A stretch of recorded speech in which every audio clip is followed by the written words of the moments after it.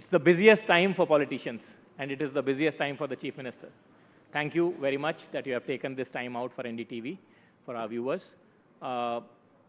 We sit here at a very critical time. I'll speak to you about that later. But Dr. साहब, सबसे पहले मैं आपसे ये पूछता हूँ कि स्मॉल स्टेट पूछने से पहले मैं एनडीटीवी का बहुत बहुत धन्यवाद देता हूँ कि the best performing the smallest state award जो गोवा को मिला, इसके लिए मैं एनडीटीवी को गोवा की सरकार की तरफ से, गोवा के लोगों की तरफ से बहुत बहुत धन्यवाद देता हूँ. Thank you. Thank you doctor साहब. डॉक्टर साहब, मैं सबसे पहले आपसे ये पूछता हूँ कि गोवा को लगातार आपके टर्म में, ये सेकेंड टर्म है आपका, you are second term chief minister of Goa, सिलसिलेवार as best performing small state का अवार्ड मिला है, एंड आज ये उसी कड़ी में अगला स्टेप है.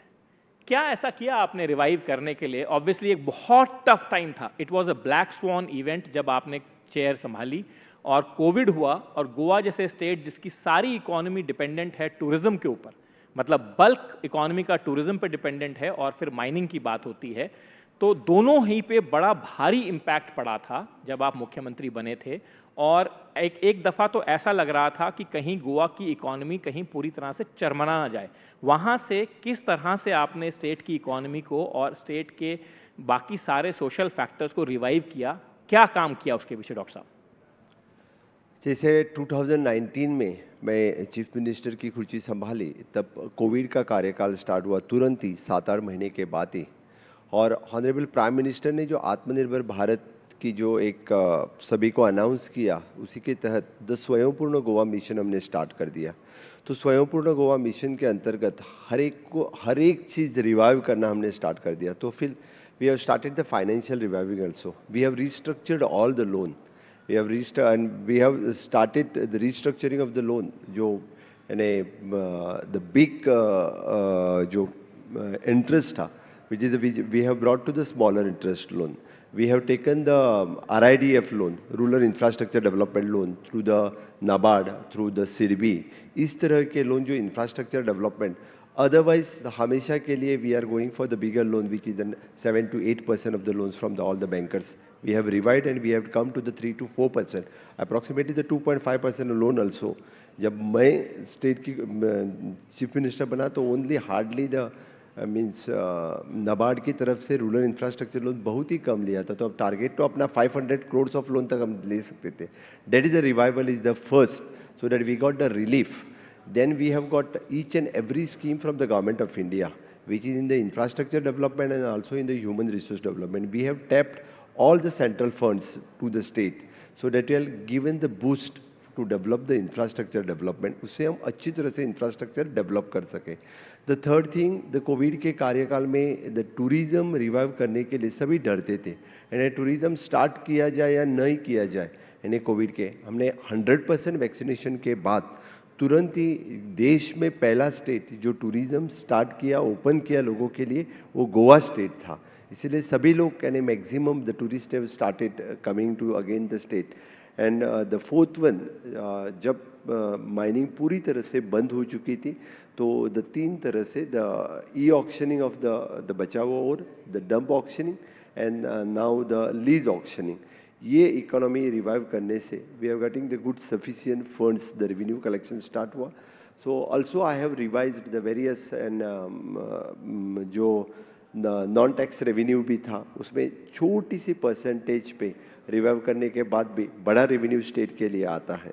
So that is possible for me to reviving the economic और इकोनॉमिक रिफॉर्म से. और rest all we have given the ease of doing the business in all the way, from the tourism sector से लेके industrial sectors को, सभी को जो ease of doing the business, इससे is not only the ranking बढ़ाना but actual field पे ease of doing the business, मुझे लगता है विच is also given the boost for the Goan economy.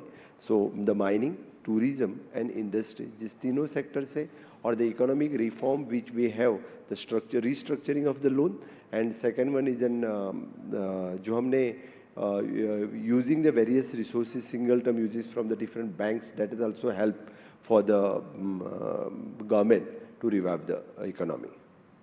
Doctor साहब, सीरियस बातें तो मैं आपसे बाद में करूंगा, पहले एक बात कर लेता हूं कि यहाँ जितने भी लोग बैठे हुए हैं, ये यहाँ तो गोवा जाना चाहते हैं या गोवा होके आ रहे हैं, तो गोवा की जो इकॉनमी जाना चाहते हैं उनको मैं वेलकम करता हूँ, और जो जाके आए वो और एक बार होके आ जाए, क्योंकि अभी तो बहुत सारा इंफ्रास्ट्रक्चर चेंजेस, अभी द सेकेंड एयरपोर्ट आ गया है विद द जुआरी ब्रिज। पहले जुआरी ब्रिज के लिए बहुत ही कंजेशन होता था, लोगों को एक एक घंटा रोड ब्लॉकेज होती थी, अभी किसी को रोड ब्लॉकेज भी नहीं मिलेगी। और the second new airport which is Manohar international airport which welcomes Goa को सभी वेलकम करते हैं। तो मैं ये कह रहा था डॉक्टर साहब कि गोवा एक ऐसी जगह है जहाँ पे हर आदमी टूरिज्म के पॉइंट ऑफ व्यू से, रिलैक्सेशन के पॉइंट ऑफ व्यू से, और अब तो काम के पॉइंट ऑफ व्यू से डिजिटल टेक्नोलॉजी ने ऐसा पॉसिबल कर दिया है कि people can actually work from Goa and be connected to anywhere, any part of the world, in any firm और एनी कंपनी। सो डॉक्टर साहब, ये जो एक वर्क फ्रॉम गोवा वाला सेगमेंट है, उसके लिए एक डिजिटल इकोनॉमी को स्ट्रेंथन करने की ज़रूरत है टूरिज्म के अलावा, और आपकी सरकार ने, जैसा कि मैं देख रहा हूँ, उस पर डिजिटल इकोनॉमी पे काफ़ी काम किया है।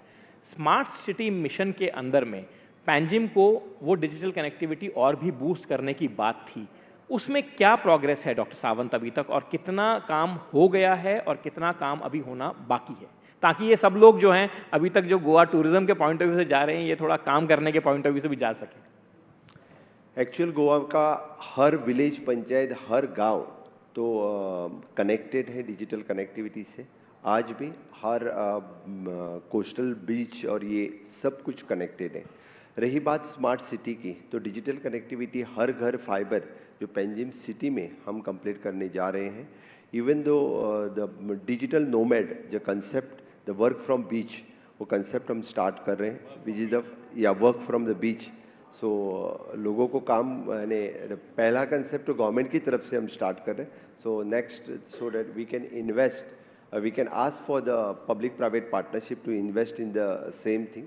इसीलिए तो गवर्नमेंट की तरफ से डिजिटल नोमैड एक कंसेप्ट जो है हम शुरू करने जा रहे हैं। तो मुझे लगता है कि इसके बाद में नॉट वर्क फ्रॉम होम की जो बात चल रही थी, तो आगे हो के लोग इंजॉय भी करें और काम भी करें, इसी के कंसेप्ट के थ्रू गोवा में लोग आए और एंजॉय भी करें और काम भी करें, इस कंसेप्ट से हम आगे जा रहे हैं। डॉक्टर साहब, ये जो वर्क फ्रॉम बीच है, ये जरा इसके बारे में बताइए। ये बड़ा इंटरेस्टिंग कॉन्सेप्ट है और ये मुझे लगता है कि रीडिफाइनिंग वर्क वाला कॉन्सेप्ट है ये वर्क फ्रॉम बीच।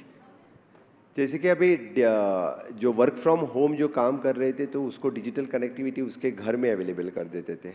हम सोच रहे हैं, already we have taken the policy decision also, at least for the 2 to 3 concept यानी ब्लॉक्स रेडी करें, क्योंकि उनको कनेक्टिविटी जो वहीं पे अवेलेबल दी जाए, so that they can start working from the beaches. तो that type of concept already the government had taken the decision. Doctor साहब, एक ये तो वर्क फ्रॉम बीच वाली बात हुई। एक और चैलेंज जो आपकी गवर्नमेंट के लिए अब आने वाले टाइम में आएगा, क्योंकि आप लोगों ने टूरिज़्म को इतना प्रमोट किया है और गवर्नमेंट के बाकी इंडस्ट्रियल सेक्टर्स में भी इतना काम हो रहा है, वो ये है कि इंफ्रास्ट्रक्चर डेवलपमेंट पे बहुत काम आपकी सरकार ने किया। और मेरे विचार में जितना काम आपके टेन्योर में हुआ है, उतना टेन्योर इससे पहले कभी एक सिंगल टेन्योर में तो नहीं हुआ गोवा में। लंबे समय में हुआ, अंतराल में हुआ हो तो मुझे मालूम नहीं है, लेकिन अब बढ़ते हुए टूरिज्म की वजह से शायद और इंफ्रास्ट्रक्चर इन्वेस्टमेंट की ज़रूरत है गोवा में। जी हाँ, वैसे तो इस डबल इंजन के सरकार के कार्यकाल में we have spended more then 35,000 crores of rupees on the infrastructure in the state of Goa. The roads हो, ब्रिजेज हो, bridge, even though the beaches पे जितना सारा इंफ्रास्ट्रक्चर हमें वहाँ पे चाहिए थे, चेंजिंग रूम से लेके the parkings, the Aguada jail, museum, fort, इस तरह के डिफरेंट सुपर स्पेशलिटी हॉस्पिटल, ये सब इंफ्रास्ट्रक्चर हमने नॉर्थ और साउथ दोनों डिस्ट्रिक्ट में कंप्लीट किया। और नॉर्थ और साउथ की connectivity also within 1.5 hour we can complete both the connectivity. But इसके सिवाय भी अभी भी और इंफ्रास्ट्रक्चर की ज़रूरी है। जिस तरह से हम बोलते हैं कि एडवांस टूरिज़्म की जब बात आती है, तो that is adventure tourism, the spiritual tourism, इसकी भी बात चल रही है। तो फिर वेलनेस टूरिज़्म, इसके लिए जो इंटीरियर हम इनलैंड टूरिज़्म की जब बात करते हैं, तो हमें टूरिस्ट सन, सैंड और सी, इससे टूरिज़्म को इंटीरियर लेके जाने के लिए, बाकी इंफ्रास्ट्रक्चर रेडी करने के लिए भी केंद्र सरकार की मदद लगेगी। और उससे बाकी इंफ्रास्ट्रक्चर भी डेवलप हो सकता है। हमने caravan policy, home stay policy already launch की है। सो इस पॉलिसी के थ्रू मैंने प्राइवेट इन्वेस्टमेंट तो आएगा, लेकिन गवर्नमेंट की तरफ से जो रोड इंफ्रास्ट्रक्चर, वाटर, इलेक्ट्रिसिटी जो इंफ्रास्ट्रक्चर इनलैंड में हिंटरलैंड में देना चाहिए, वो इंफ्रास्ट्रक्चर रेडी करने के लिए it is required so that government इस तरह की इन्वेस्टमेंट आगे भी यानी करना चाहती है। Even though the human resource development पे हम हमेशा के लिए चाहते हैं कि not only the infrastructure, human resource create करना जरूरी रहता है। वो ह्यूमन रिसोर्स क्रिएट करने के लिए हॉस्पिटलिटी इंस्टीट्यूट जो गवर्नमेंट ऑफ इंडिया की तरफ से वहाँ बन रहा है, तो उसको और भी ज़्यादा हॉस्पिटलिटी इंस्टीट्यूट और स्किलिंग ऑफ द यूथ, जैसे हम बोल रहे हैं कि hospitality type of different courses already we have started in our ITIs, but और भी इस तरह के कोर्सेज ह्यूमन रिसोर्स क्रिएट करने के लिए हम स्टार्ट कर रहे हैं, और उसके लिए गवर्नमेंट ऑफ इंडिया की भी मदद चाहिए। Even though the private investors those who are ready to invest in the state, for them also we are welcoming to invest in the tourism sector, hospitality sector, यानी कि sons and सी के साथ spirituality और बाकी tourism Goa में बढ़े। और ज़्यादातर गोवा के ही यूथ जो इस तरह के टूरिज्म एक्टिविटी में पार्टिसिपेट करे। पहले यानी हम सिर्फ इंफ्रास्ट्रक्चर डेवलप करके नहीं होगा, तो फिर ह्यूमन रिसोर्स के ऊपर ज़्यादा ध्यान देना, इसलिए हमारी सरकार even though we have started with the aviation skill development centre, Mopa international airport ही हमने डेवलप किया, उसके साथ साथ जो एविएशन स्किल डेवलपमेंट जो स्किल किया, उससे अप्रॉक्सीमेटली मोर देन 1500 यूथ हमने एविएशन सेक्टर में उसको स्किलिंग, रीस्किलिंग, अपस्किलिंग की बात जो थी वो की है। अभी on the same line from the ITI to IIT students we are doing the skilling, reskilling, upskilling, उसको करना ये ऑलरेडी हमने स्टार्ट किया है, और गवर्नमेंट ऑफ इंडिया की मदद से आगे भी इस तरह से जो ह्यूमन रिसोर्स क्रिएट करने में हम ज़्यादा इन्वेस्ट कर सकते हैं। डॉक्टर साहब, इससे दो बातें मैं लूँगा आपसे, एक तो स्पिरिचुअल टूरिज्म की बात लूँगा, और एक आपकी अप्रेंटिसशिप स्कीम है आपकी गवर्नमेंट की, जो गवर्नमेंट ऑफ इंडिया का भी एक बहुत बड़ा प्रोजेक्ट है अपस्किलिंग को लेकर के यूथ की, जिसकी बहुत ज़्यादा ज़रूरत भी है इस देश में। बट इससे पहले मैं ये आपको बता दूं कि शायद स्पिरिचुअल टूरिज्म जो आपका है उसके बहुत ज़्यादा टेकर्स आपको गोवा में मुश्किल होंगे ढूंढने। स्पिरिचुअल टूरिज्म के लिए तो हम हमेशा के लिए लोगों को वेलकम करते हैं। रिसेंटली हमारे स्वामी ब्रह्मेशानंद स्वामी जी ने वहाँ पे जो महाआरती जो उत्तर काशी में रहती है, वो दक्षिण काशी में जैसे ऑन सेम कंसेप्ट जो स्टार्टेड द समुद्र आरती एट मिरामार बीच, हमने जो मिरामार बीच जो प्रोमिनेंट डेवलप किया है, वहाँ पे रिसेंटली उन्होंने समुद्र आरती स्टार्ट की है। इसी तरह से आगे होके मुझे लगता है कि Goa in future will be known for the दक्षिण काशी भी जाने जाते। गोवा में ढेर सारे टेम्पल्स वहाँ पे हैं, जो टेम्पल्स ऑलरेडी टेम्पल कनेक्ट और बाकी तरह से ही स्पिरिचुअलिटी और ज़्यादा बढ़ेगी। योगा वेलनेस सेंटर भी गोवा में प्राइवेट लोग इन्वेस्ट करने आ रहे हैं, तो मुझे लगता है इन फ्यूचर इस तरह की स्पिरिचुअल टूरिज्म को भी बढ़ावा मिलेगा। My final question to you doctor Sawant, ज़्यादा समय नहीं लूँगा मैं आपसे, लेकिन एक मेरा फाइनल सवाल ये है कि जो अप्रेंटिसशिप स्कीम आपकी गवर्नमेंट ने लॉन्च करी, और एक बड़ा यूनिक एक्सपेरिमेंट आपकी सरकार ने किया, वो ये कि वेरियस गवर्नमेंट डिपार्टमेंट्स के साथ आपने गोवा के गोवन यंगस्टर्स को अटैच करना शुरू किया, उनको एक स्कॉलरशिप टाइप ऑफ अमाउंट दिया। उसका क्या सक्सेस है, क्या रिजल्ट्स अब उसके आने लगे हैं? बिकॉज उस स्कीम को लॉन्च किए हुए जहाँ तक मुझे लगता है 1 साल तकरीबन होने वाला है। सबसे पहले तो मैं माननीय प्रधानमंत्री नरेंद्र मोदी जी को धन्यवाद देता हूं, क्योंकि उन्होंने सोचा कि स्किल डेवलपमेंट जैसी नवी मिनिस्ट्री चाहिए, और 2014 में माननीय प्रधानमंत्री ने स्किल डेवलपमेंट एक न्यू मिनिस्ट्री फॉर्म की, और उसी न्यू मिनिस्ट्री के अंतर्गत उन्होंने ये अप्रेंटिसशिप वाला कंसेप्ट वो इंट्रोड्यूस किया।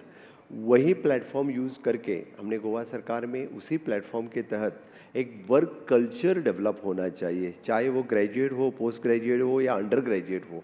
उसको एक बार काम करने के नॉट ओनली द ITI या इंजीनियरिंग या टेक्निकल सेक्टर के लोगों को अप्रेंटिसशिप मिले, और बाकी जो ग्रेजुएट अंडर ग्रेजुएट जो रहते हैं उनको अप्रेंटिसशिप न मिले, तो वर्क कल्चर डेवलप नहीं होगा। इस तरह के जो ग्रेजुएट अंडर ग्रेजुएट मिल के यानी वो घर पे बैठे रहेंगे। तो फिर मैंने सोचा कि वही प्लेटफॉर्म यूज़ करके एक स्टेट में वर्क कल्चर डेवलप करने के लिए जो कोई यानी पास आउट होता है या अंडर ग्रेजुएट फेल होके घर पे रहता है, उसके लिए भी अप्रेंटिसशिप स्टार्ट करें, और मैंने वो स्टार्ट की इन the government and in the private sector. मैंने सबको कहा कि आप भी अप्रेंटिसशिप इसी तरह से ले लो, तो फिर सभी ने यानी apprenticeship approximately more then 15,000 youth in year they have join for the apprenticeship. उससे अभी वर्क कल्चर बहुत ही अच्छा बढ़ा। लोगों को लगा कि इससे जो स्किलिंग, रीस्किलिंग, अपस्किलिंग वाला कंसेप्ट भी जो मैं सीखा था उसको एक्चुअल इम्प्लीमेंट करे, और जब एक्चुअल इम्प्लीमेंट करता है तो उसके काम के लिए वो अच्छा काम में आ जाएगा।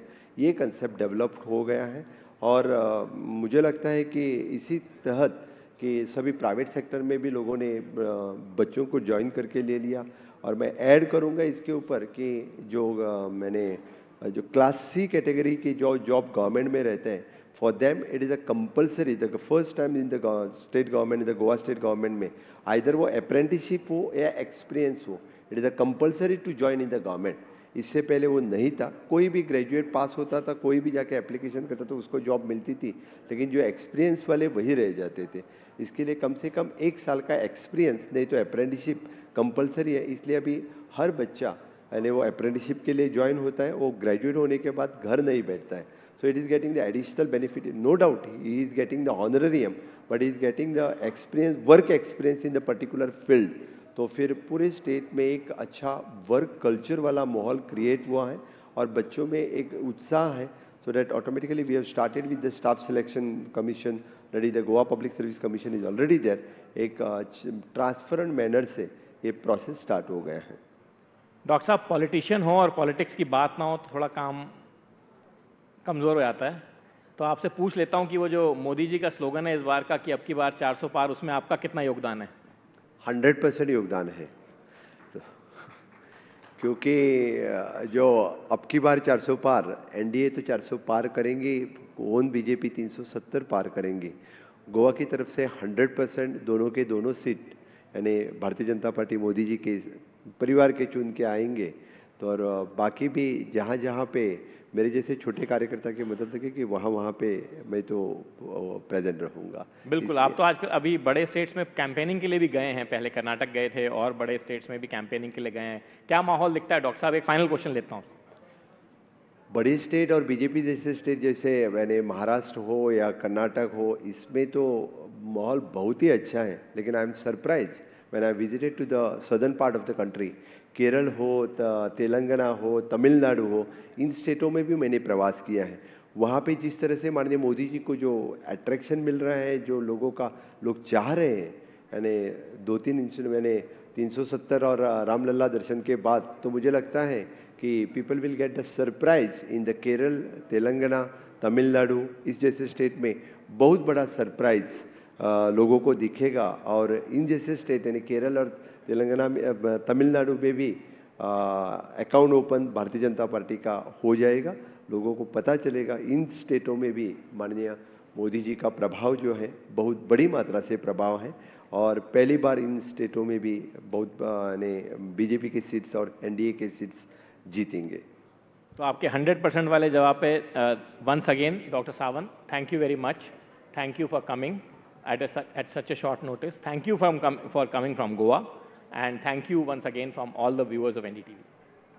थैंक यू फॉर द आपका जो एनडीटीवी का अवार्ड हमें मिला, इसलिए आपका भी बहुत बहुत धन्यवाद। और आपने मुझे मौका दिया कि लोगों के सामने गोवा की बात रखने की, तो मैं यही अवसर लेके गोवा जैसे छोटे राज्य में सबको इनवाइट करता हूँ। टूरिज़्म के लिए तो सन्स एंड सी के साथ यानी स्पिरिचुअलिटी और जो हर घर फाइबर वाली जो बात चल रही है, उसी के साथ यानी वर्क फ्रॉम बीच, इसके लिए भी आ जाए, इसके लिए मैं सबको इनवाइट करता हूँ। फिर एक बार एनडीटीवी का बहुत बहुत धन्यवाद।